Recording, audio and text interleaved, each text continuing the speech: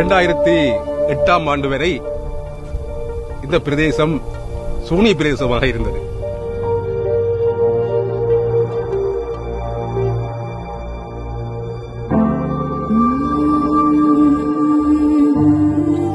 நிலத்தை பாதுகாக்கிறதுக்கு புதைச்சோம்.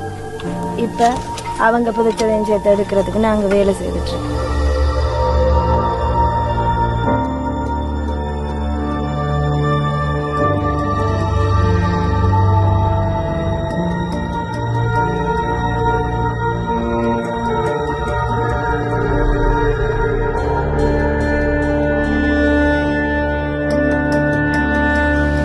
கிணற்று தண்ணீர்ல நீங்க குளிக்கவோ குடிக்கவோ சமையல் செய்யவோ நீங்க பயன்படுத்த கூடாது.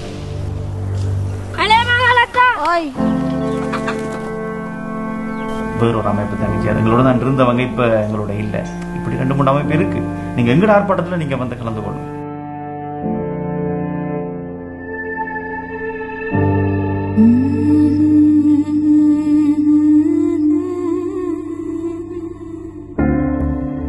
இன்று முதல் உங்கள் நிலம் உங்களிடம் கையளிக்கப்படுகின்றது.